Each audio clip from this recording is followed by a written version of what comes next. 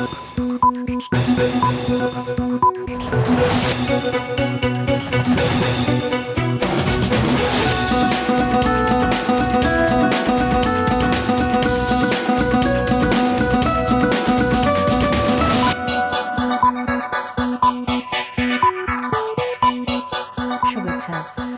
সন্ধ্যার মাছরাঙা সংবাদের সঙ্গে আছে আমি ইবতিসাম নাসিম মৌ। শুরুতেই গার্ডিয়ান লাইফ ইন্স্যুরেন্স সংবাদ শিরোনাম। দর্শক, আইন অনুযায়ী ২০ বছরের বেশি পুরাতন বাস ও ২৫ বছরের ট্রাক রাস্তায় চলতে পারে না। এটি নিশ্চিত করতে অভিযানে নেমেছে বিআরটি। এবার সরকারি প্রতিষ্ঠান বিআরটিসিকেও ছাড় দিচ্ছে না ভ্রাম্যমাণ আদালত। তবে যথারীতি অভিযানকে হয়রানি উল্লেখ করে ধর্মঘটে যাওয়ার হুঁশিয়ারি দিয়েছে বেসরকারি পরিবহন মালিক সমিতি।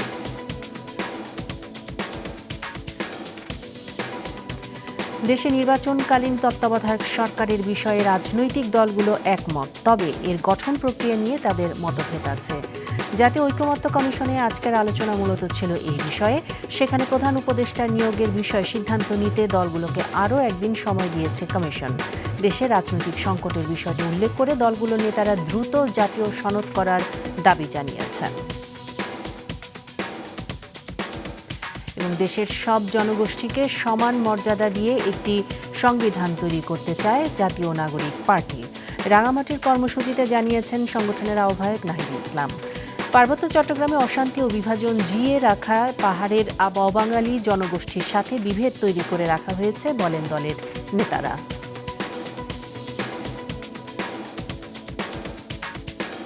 শুনছিলেন শিরোনাম, এবার বিস্তারিত। ফিটনেসবিহীন গাড়ির বিরুদ্ধে অভিযান নিয়ে মুখোমুখি অবস্থানে বিআরটিএ ও মালিকপক্ষ।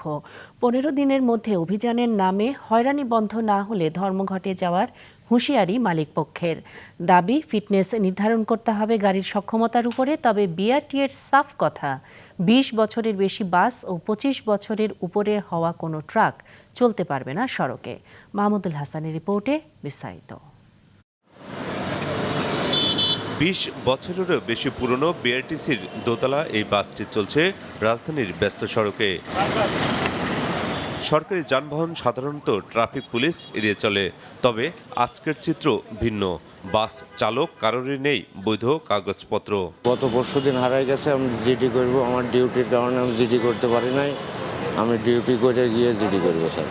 ফিটনেসবিহীন গাড়ির বিরুদ্ধে চলা বিশেষ অভিযানের প্রথম দিনে বিআরটিসির অনেক দোতলা বাসের দেখা মিলল ভ্রাম্যমাণ আদালতের সামনে। বাদ পড়েনি ব্যক্তি মালিকানাধীন গাড়িও। জিডি করছি, ঠিক আছে, আমার সময় দিছে, ডেলি বেসিক ড্রাইভার হিসেবে আমি এটা পারবেন চালাই স্যার। আমাদের গাড়িতে তো স্যার কাগজ থাকে না। কেন থাকবে না? এটা স্যার অফিস ম্যানেজমেন্ট জানে। সরকারের নির্ধারিত মেয়াদ পার করে ফেলা বাস, মিনিবাস, ট্রাক, কাভার্ড ভ্যান চলাচল বন্ধে সারা দেশে একযোগে চলছে অভিযান, জানালেন নির্বাহী ম্যাজিস্ট্রেট ও আইনশৃঙ্খলা বাহিনীর সদস্যরা। আমাদের এইবার মূল টার্গেট হলো যে গাড়িগুলোকে আমরা ডাম্পিং করব, শুধু জরিমানা করব না, আমরা গাড়িগুলোকে আটকিয়ে ফেলবো যেন এটা পরবর্তীতে আর রোডে চলাচল না করতে পারে। আমাদের যে ট্রাফিক আইনে যেটা মামলা হয়, আমরা নিয়মিতই ব্যবস্থা নিই এবং নিয়মিতই ডাম্পিংয়ে দিই। দেশব্যাপী চলা এই অভিযান রাজধানীর ফার্মগেটে উদ্বোধন করেন বিআরটিএর চেয়ারম্যান। সড়কে শৃঙ্খলা ফেরাতে অভিযান অব্যাহত রাখার ঘোষণা তার। আমরা কিন্তু শুরু করেছি শুদ্ধ অভিযান। এই দীর্ঘদিনের জঞ্জাল তো ওভারনাইট আপনি চেঞ্জ করতে পারবেন না, but we are trying to resolve all the problems existing in our country. আজকের এই উদ্ভূত পরিস্থিতির কারণে বিভিন্ন তবে অভিযানকে হয়রানির অভিযোগ করে পাল্টা হুঁশিয়ারি দিয়েছে মালিক সমিতি। ১৫ দিনের মধ্যে এসব বন্ধ না হলে ধর্মঘটে যাওয়ার ঘোষণা তাদের। এই অচলাবস্থা নিরসন না করলে ১৫ কার্য দিবসের পরে বাংলাদেশের পরিবহনের সকল মালিক শ্রমিকরা মিলে ধর্মঘট করবে। ড্রাইভিং লাইসেন্স পাওয়ায় দেরি নিয়েও বিআরটিএর বিরুদ্ধে বিস্তর অভিযোগ মালিক শ্রমিকদের। এ বিষয়ে গুরুত্ব দিয়ে সমাধানের চেষ্টা চলছে বলে জানান বিআরটিএর চেয়ারম্যান। মাহমুদুল হাসান, মাছরাঙা সংবাদ, ঢাকা। প্রতিশ্রুতি অনুযায়ী অন্তর্বর্তী সরকার ফেব্রুয়ারিতে নির্বাচন দেবে, সেখানে জনগণের সরকার গঠিত হবে বলে আশা প্রকাশ করেছেন বিএনপি মহাসচিব মির্জা ফখরুল ইসলাম আলমগীর। বলেন, ভিন্ন মত ধারণ করে বিএনপি একটি রেইনবো রাষ্ট্র নির্মাণ করতে চায়। জুলাই আন্দোলনের বর্ষপূর্তি উপলক্ষে বিএনপির মাসব্যাপী কর্মসূচির অংশ হিসেবে কৃষক দলের উদ্যোগে সকালে জিয়া উদ্যানে নিম গাছ লাগান বিএনপি মহাসচিব। এর আগে সেখানে সংক্ষিপ্ত সমাবেশ করেন তিনি। আরও বলেন, শেখ হাসিনা মানব জাতির কলঙ্ক, মানুষ হত্যা করে পুড়িয়ে মেরেছে শেখ হাসিনা, তাই তাকে কখনোই ক্ষমা করা যাবে না। হাসিনাকে কোনোদিন ক্ষমা করা যাবে না। হাসিনা হচ্ছে মানব জাতির একটা কলঙ্ক, হাসিনা হচ্ছে মায়েদের একটা কলঙ্ক। আমাদেরকে প্রথম কাজ হবে এদের বিচার করা। দেশে রাজনৈতিক সংকট ও সার্বিক পরিস্থিতি বিবেচনায় নিয়ে আলোচনায় কালক্ষেপণ না করে দ্রুত জাতীয় সনদ করার দাবি জানিয়েছেন রাজনৈতিক দলগুলোর নেতারা। ঐকমত্য কমিশনের বৈঠকে তত্ত্বাবধায়ক সরকার পুনর্বহাল প্রসঙ্গে সব দল একমত হলেও এর গঠন প্রক্রিয়া নিয়ে এখনও চূড়ান্ত সিদ্ধান্ত নেওয়া হয়নি। কমিশনের সহসভাপতি বলেন, ৩১ জুলাইয়ের মধ্যে সনদ প্রস্তুত করতে কাজ করছে কমিশন। সেনাশাসক এরশাদের পতনের পর জাতীয় নির্বাচন আয়োজনে তৎকালীন প্রধান বিচারপতি শাহাবুদ্দিন আহমেদের নেতৃত্বে গঠন করা হয়েছিল তত্ত্বাবধায়ক সরকার। দেশের মোট 4টি নির্বাচন অনুষ্ঠিত হয়েছে এমন সরকারের অধীনে। জাতীয় ঐকমত্য কমিশন যেসব মৌলিক ইস্যুগুলো নিয়ে রাজনৈতিক দলগুলোর সাথে আলোচনা করছে তার মধ্যেও আছে তত্ত্বাবধায়ক সরকার ব্যবস্থা পুনঃপ্রতিষ্ঠা করা। এ বিষয়েও একমত হয়েছে দলগুলো। রাজধানীর ফরেন সার্ভিস একাডেমিতে 15তম দিনের আলোচনায় মতভেদ দেখা দেয় তত্ত্বাবধায়ক সরকারের প্রধান উপদেষ্টা নিয়োগ কিভাবে হবে সে বিষয়ে। এ বিষয়ে সিদ্ধান্ত নিতে দলগুলোকে আরও একদিন সময় দিয়েছে কমিশন। তৃতীয় বৃহত্তম রাজনৈতিক দল তারা যে ইনক্লুড করার প্রস্তাব করেছে, এটার সংজ্ঞা কি হবে? কারণ একটি সংসদে একাধিক দুই-তিনটা দল বা একাধিক দল যদি সমান সংখ্যক আসন পায়, সেক্ষেত্রে কারা তৃতীয় বৃহত্তম দল হবে? কোনো কারণে ঐক্যমত্য প্রতিষ্ঠিত না হয় তাহলে সর্বশেষ অবসরপ্রাপ্ত প্রধান বিচারপতি তাকে তত্ত্বাবধায়ক সরকারের প্রধান উপদেষ্টা করবার যে কথাগুলো, এগুলো প্রস্তাবগুলো আলোচনা আছে। এছাড়া আলোচনা হয় প্রধানমন্ত্রীর একাধিক পদে থাকার বিধান নিয়ে। প্রধান যে সবসময় প্রধানমন্ত্রীর পদ অলঙ্কৃত করবেন এমন তো কথা নয়। পার্লামেন্টারি পার্টিতে ডিসাইড হবেন কোন এমপি প্রধানমন্ত্রী হবেন, কিন্তু অপশনটা থাকা ভালো। কমিশনের সহসভাপতি ডক্টর আলী রিয়াজ বলেন, সংস্কার প্রক্রিয়া এগিয়ে নিতে রাজনৈতিক দলগুলোর সহযোগিতা ও আলোচনার আগ্রহ প্রশংসনীয়। তিনি আশা জানান, নির্দিষ্ট সময়ের মধ্যেই জুলাই ঘোষণাপত্র সই করা সম্ভব হবে। জুলাই মাসের শেষ নাগাদ সনদ তৈরি করতে পারে। কমিশন এখনও এই বিষয়ে আস্থাশীল। কমিশন এখনও মনে করছে যে এই প্রক্রিয়া অব্যাহত রেখে রাজনৈতিক দলগুলোর সহযোগিতা অব্যাহত থাকলে, যে জন্য আমি বার নিয়েছি কমিশনের পক্ষ থেকে, এবং আমরা মনে করি আমরা জুলাইয়ের শেষ নাগাদ একটি জাতীয় সনদ স্বাক্ষর করতে পারব। দিনের আলোচনায় রাজনৈতিক নেতারা বলেন, দেশে রাজনৈতিক সংকট চলছে এবং সাধারণ মানুষ একটি ভীতিকর পরিস্থিতির মধ্যে রয়েছে। তাই আলোচনা কালক্ষেপণ না করে দ্রুত জাতীয় সনদ করা জরুরি। রাজনৈতিক দলের কর্মী হিসাবে এটা আমাদের দায়িত্ব। আমরা এখানে বেশি সময় থাকতে চাই না। দ্রুততম সময়ের মধ্যে এটা সমাধান করেন, বা যতটুকু ঐক্যমত্য হয়েছে সেইটা করেই নির্বাচনের দিকে যাওয়া দরকার। নুরুন নাহার বিলি, মাছরাঙা সংবাদ, ঢাকা। দেশের সকল জনগোষ্ঠীকে সমান মর্যাদা দিয়ে একটি সংবিধান তৈরি করতে চায় জাতীয় নাগরিক পার্টি। সংগঠনের আহ্বায়ক নাহিদ ইসলাম রাঙামাটিতে একথা বলেন। জুলাই পদযাত্রা কর্মসূচির অংশ হিসেবে আজ রাঙামাটিতে পথসভা করে দলটি। ডেস্ক রিপোর্টে বিস্তারিত। সকালে স্থানীয় নেতাকর্মীরা খণ্ড খণ্ড মিছিল নিয়ে রাঙামাটি শহরের রাজবাড়ী এলাকার শিল্পকলা একাডেমি মিলনায়তনের সামনে জড়ো হয়। দুপুরে কেন্দ্রীয় নেতারা চট্টগ্রাম থেকে শহরের রাজবাড়ী এলাকায় উপস্থিত হন। সেখান থেকে পদযাত্রা শুরু করেন তারা। বনরূপা এলাকায় সমাবেশে অংশ নেন এনসিপির আহ্বায়ক নাহিদ ইসলাম সহ অন্য নেতারা। এ সময় তিনি বলেন, পার্বত্য চট্টগ্রামে নানা অশান্তি, নানা বিভাজন জিইয়ে রেখে একটি পক্ষ বারবার সুবিধা নেয়ার চেষ্টা করে। তিনি বলেন, আর কোনো পক্ষকে এই সুবিধা দেয়া হবে না।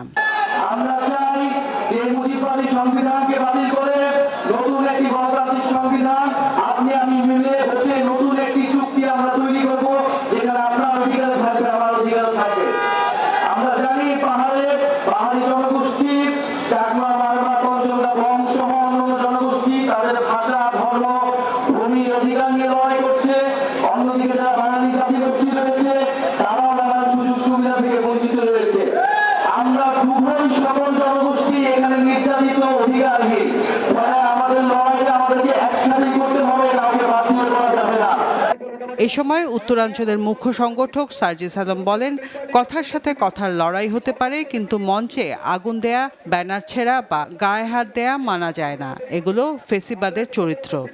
আমরা স্পষ্ট করে বলি, আমরা যেমন আমাদের ভুল সংশোধন করব, আমরা দেখব আমাদের প্রবীণরা কি কথা বলছে।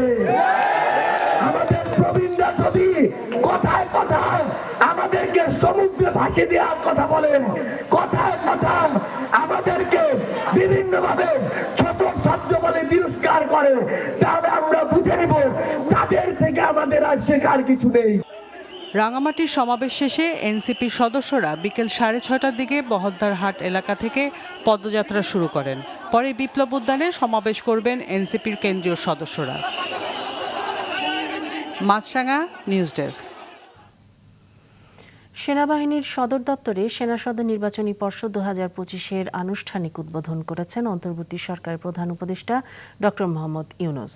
সকালে সেনা সদরে উদ্বোধন শেষে প্রধান উপদেষ্টা পদোন্নতির জন্য অফিসারদের পেশাগত দক্ষতা, নেতৃত্বের গুণাবলী, শৃঙ্খলার মান, সততা, বিশ্বস্ততা ও আনুগত্যের উপর গুরুত্বারোপ করতে নির্বাচনী পর্ষদকে নির্দেশনা দেন। এছাড়াও সৎ, নীতিবান, পেশাদার এবং নেতৃত্বের গুণাবলী সম্পন্ন কর্মকর্তারা উচ্চতর পদোন্নতির দাবিদার বলেও জানান তিনি। প্রথম পর্বের এই পদোন্নতি পর্ষদে বাংলাদেশ সেনাবাহিনীর লেফটেন্যান্ট কর্নেল ও কর্নেল পদবীর যোগ্য কর্মকর্তারা পরবর্তী পদোন্নতির জন্য বিবেচিত হবেন।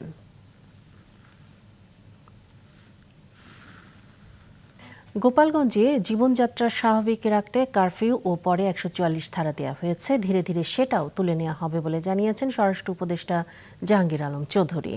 দুপুরে সচিবালয়ে কোর কমিটি ও আইন শৃঙ্খলা সংক্রান্ত বৈঠক শেষে উপদেষ্টা জানান, যখন যে পরিস্থিতি তখন সে ব্যবস্থা নেওয়া হবে। সেখানকার ঘটনা রাজনৈতিক মন্তব্য করে সাংবাদিকদের প্রশ্নের জবাবে তিনি জানান, সেখানে কোনো গণগ্রেপ্তার হচ্ছে না। এই আইন শৃঙ্খলা বাহিনী দিয়েই নির্বাচন সম্ভব জানিয়ে তিনি বলেন, নির্বাচন সামনে রেখে তাদের প্রস্তুত করা হচ্ছে।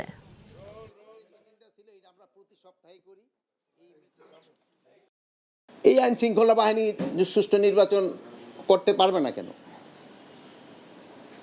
আইন শৃঙ্খলা বাহিনী যে প্রস্তুতি, আরো তো অনেক সময় রয়ে গেছে, আমাদের প্রস্তুতি রয়ে গেছে, আমাদের ট্রেনিং হচ্ছে, আমরা ট্রেনিং প্রোগ্রাম করে দিচ্ছি, আমরা তো প্রস্তুতি নিয়ে নিচ্ছি, আল্লাহ দিলে করতে কোনো অসুবিধা হবে না। গত 16 তারিখে গোপালগঞ্জে নিহতদের ময়নাতদন্ত নিয়ে সংবাদ মাধ্যম সহ সামাজিক যোগাযোগ মাধ্যমে এক ধরনের অপপ্রচার চলছে বলে জানিয়েছে সদর হাসপাতালের তত্ত্বাবধায়ক ডাক্তার জীবিতেশ বিশ্বাস। প্রধান উপদেষ্টার প্রেস উইংয়ের পক্ষ থেকে পাঠানো গোপালগঞ্জ সদর হাসপাতাল কর্তৃপক্ষের বিবৃতিতে বলা হয়েছে, ঘটনার দিন জরুরি বিভাগে প্রথম মৃতদেহটি যখন আসে তখন কর্তব্যরত চিকিৎসক মৃত ঘোষণার পর রোগীর স্বজনেরা অসৌজন্যমূলক আচরণ করে এবং এক পর্যায়ে জোর করে মরদেহ নিয়ে যায়। সে সময় চারিদিক সংঘর্ষ চলছিল এবং আইন শৃঙ্খলা বাহিনীর কোনো সদস্য না থাকায় হাসপাতাল কর্তৃপক্ষ অসহায় বোধ করে। এই বিবৃতির মাধ্যমে সব ভুল বোঝাবুঝির অবসান হবে বলেও মনে করে হাসপাতাল কর্তৃপক্ষ। জুলাই অভ্যুত্থানের উত্তাল দিনগুলোতে পেশাগত দায়িত্ব পালনের সময় গুলিবিদ্ধ হয়ে দেশের বিভিন্ন স্থানে নিহত হন 6 জন সাংবাদিক, যাদের 3 জন রাজধানীর এবং 3 জন বাইরের। পরিবারের একমাত্র কর্মক্ষমকে হারিয়ে কিভাবে চলছে তাদের পরিবার, সে খোঁজ যেন রাখে না কেউই। ওবায়দুল কবিরের বিশেষ রিপোর্টের আজ শেষ পর্ব।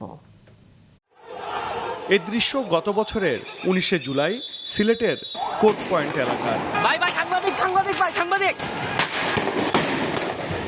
পেশাগত দায়িত্ব পালনের সময় দৈনিক জালালাবাদ ও নয়াদিগন্ত পত্রিকার প্রতিনিধি এটিএম তুরাবকে লক্ষ্য করে গুলি ছোড়ে পুলিশ। পরে হাসপাতালে মৃত্যু হয় তার। সেদিনের মাত্র 3 মাস আগে বিয়ে করেছিলেন তোরাব। আমরা এখনো পর্যন্ত সরকার থেকে কোনো সাহায্য সহযোগিতা পাই নাই। গত বছরের 4 আগস্ট বিগত সরকারের পতনের ঠিক আগের দিন দৈনিক খবরপত্রের সিরাজগঞ্জের রায়গঞ্জ উপজেলার প্রতিনিধি প্রদীপ কুমার ভৌমিককে পিটিয়ে হত্যা করা হয়। মা নেই 3 বছর, নেই বাবাও। এমন মানসিক যন্ত্রণা আর আর্থিক কষ্টে মানবেতরও জীবন কাটছে প্রদীপের 2 ছেলের। অভিযোগ, শহীদের স্বীকৃতির আবেদন করলেও সে তালিকায় ওঠেনি বাবার নাম। একটা গর্বের বিষয়, আবার একটা খারাপ লাগার বিষয় যে আমার বাবার পেশাগত দায়িত্ব পালন করতে যা শহীদ হয়েছে, আর একটা খারাপ লাগার বিষয় যে আমার আর কেউ থাকলো না। তো শহীদ হওয়ার পরে বাবা শহীদের তালিকায় নাম আনার জন্য আমি অনেকবার 2বার করে আমি চেষ্টা করছি। 5ই আগস্ট হবিগঞ্জের বানিয়াচংয়ে শহীদ হন দৈনিক লোকালয় পত্রিকার স্থানীয় সাংবাদিক সোহেল আখুঞ্জি। 3 শিশু সন্তান নিয়ে তার স্ত্রী মৌসুমী আক্তার নিদারুণ কষ্টে আছেন। Press institute Bangladesh PIB July অভ্যুত্থানে শহীদ সাংবাদিকদের আত্মদান ও অবদান নামে বই প্রকাশ করছে। সে বইয়ের একজন লেখক সিলমি সাদিয়া। তিনি মনে করেন রাজধানীর বাইরের এসব শহীদ সাংবাদিকদের নিয়ে নেই তেমন আলোচনা। প্রমিনেন্ট পত্রিকা বলতে আমরা যে বিষয়টাকে বুঝে থাকি সেখানে তারা নাই। বেশিরভাগ ক্ষেত্রে দেখা গেছে যে তাদের লোকাল লেভেলে বা জেলাতে কাজ করছে, সেটারও একটা কারণ হতে পারে যে তারা হাইলাইটেড কম হয়েছে। তবে সাংবাদিক কল্যাণ ট্রাস্ট বলছে শহীদ সাংবাদিকদের পরিবারের জন্য আরও অবদান রাখতে চায় প্রতিষ্ঠানটি। প্রত্যেকটা সেক্টর থেকে তাদের কৃতিত্ব যেভাবে নেয়ার জন্য চেষ্টা আছে বা স্বীকৃতি পাচ্ছে, সাংবাদিকরা সেভাবে বহুলাংশে স্বীকৃতিটা পাচ্ছে না। 30 জুলাই আমরা একটা অনুষ্ঠানের মাধ্যমে জুলাইয়ের শহীদ সাংবাদিকদেরকে আমরা সহায়তা দেব। এটা একটা বড় অনুষ্ঠানের মাধ্যমে হবে। আন্দোলনের সময় সংবাদ সংগ্রহ করতে গিয়ে আহত 320 জন সাংবাদিকের তালিকা করা হলেও শেষ পর্যন্ত 26 জনকে অনুদান দিয়েছে সাংবাদিক কল্যাণ ট্রাস্ট। ওবায়দুল কবির, মাছরাঙা সংবাদ, ঢাকা। গণপরিবহনে যেন টিকিটের জন্য লাইন ধরতে না হয় সেজন্য সরকার সব বাহনে র্যাপিড পাস কার্ড সেবা চালুর পরিকল্পনা নিয়েছে বলেছেন সড়ক পরিবহন ও সেতু মন্ত্রণালয়ের উপদেষ্টা ফজলুল কবির খান। বিকেলে রাজধানীর এফডিসি কাউন্টারে হাতিরঝিল চক্রাকার বাস সার্ভিসে র্যাপিড পাস ব্যবহারের উদ্বোধনী অনুষ্ঠানে তিনি কথা বলেন। পর্যায়ক্রমে এই কার্ডের মাধ্যমে যেন যাত্রীরা বাস, ট্রেন, ওয়াটার ট্যাক্সি, লঞ্চের ভাড়া ও সেতুর টোল পরিশোধ করতে পারে সেই পরিকল্পনা বাস্তবায়নে কাজ চলছে। এবার আন্তর্জাতিক। গাজা উপত্যকায় ইসরায়েলের হামলায় শনিবার আরও 116 জন নিহত হয়েছেন, আহত হয়েছে অনেকে। গাজার দক্ষিণে খান ইউনিসের দক্ষিণ পশ্চিমাঞ্চল ও রাফার উত্তর পশ্চিমে 2টি স্থানে এই হতাহতের ঘটনা ঘটে। এর মধ্যে যুক্তরাষ্ট্র সমর্থিত গাজা হিউম্যানিটেরিয়ান ফাউন্ডেশন GHF এর সহায়তা কেন্দ্রের সামনে ত্রাণ আনতে গিয়ে গুলিবিদ্ধ হয়ে মারা যান 38 জন। এদিকে ইসরায়েলের মানবিক সহায়তা বন্ধ ও অবরোধের মধ্যে গাজা সিটির আল শিফা হাসপাতালে অপুষ্টিতে 35 দিন বয়সী এক শিশুর মৃত্যু হয়েছে। সন্ধ্যার সংবাদ শেষ করব, তবে যাবার আগে গার্ডিয়ান লাইফ ইন্স্যুরেন্স সংবাদ শিরোনামগুলো আরও একবার। 20 বছরের বেশি পুরাতন বাস ও 25 বছরের ট্রাক ধরতে রাস্তায় BRT এর অভিযান, ধর্মঘটে হুঁশিয়ারি পরিবহন মালিকদের। তত্ত্বাবধায়কে একমত হলেও প্রক্রিয়া নিয়ে মতভেদ, রাজনৈতিক দলগুলোর দ্রুত জাতীয় সনদ দেওয়ার দাবি নেতাদের। সব জনগোষ্ঠীর সমান মর্যাদা দিয়ে নতুন সংবিধান করতে চায় এনসিপি। পার্বত্য এলাকায় অশান্তি ও বিভাজন জিইয়ে রাখা হয়েছে অভিযোগ। এই ছিল সন্ধ্যার সংবাদে। দর্শক, করোনা সংক্রমণ ফের শুরু হয়েছে এবং তা বাড়ছে। এ থেকে সুরক্ষিত থাকতে ব্যবহার করুন ফেস মাস্ক। এতক্ষণ সঙ্গে থাকার জন্য ধন্যবাদ জানিয়ে আমি ইফতিসাম নাসিম মৌ শেষ করছি সন্ধ্যার মাছরাঙা সংবাদ। এই দিন এইভাবে।